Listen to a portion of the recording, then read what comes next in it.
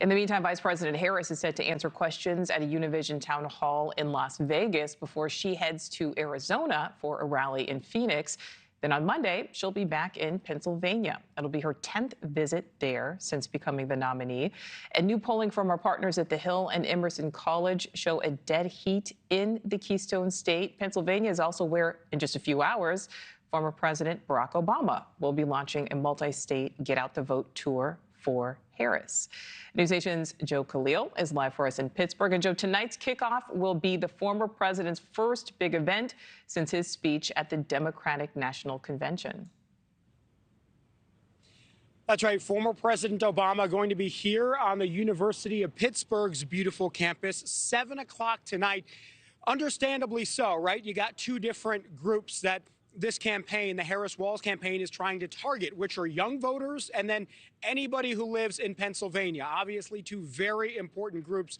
And President Obama does still speak to younger voters. It's someone who you may argue is Kamala Harris's most important surrogate and maybe the best messenger for the Democratic Party. Certainly, if not the best messenger, definitely one of them. He hasn't made a whole lot of campaign stops, which means that each one that he does make carries a bit more weight and significance. As we mentioned, the last time that he did a public address like this was at the DNC, at the Democratic National Convention, where he didn't really hold back. He was in attack dog mode against former President Trump, delivering a couple of attack lines that I think stuck. He also propped up Kamala Harris as much as he could. This is the first of a series of Get Out the Vote events that former President Obama is going to do.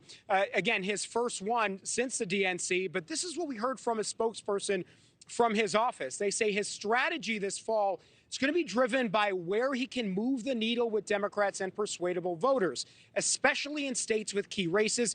That is why you'll continue to see a range of traditional and creative tactics to reach the electorate over the next 4 weeks. So in other words, as we've spoken to some campaign folks and people who work for former President Obama, it's going to be calculated where and when he makes appearances. But again, you got, as I mentioned, those two target groups.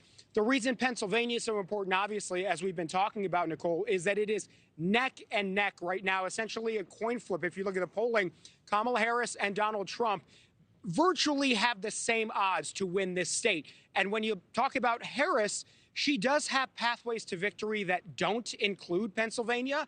But if she wins this state, it becomes that much easier to win in November. Former President Trump, virtually all of his realistic pathways to victory run through Pennsylvania as well. So it is a key state here. Again, interesting to see how former President Obama frames his message to younger voters. Is it going to be trying to prop up Harris, trying to get the point home that everyone's got to register and vote?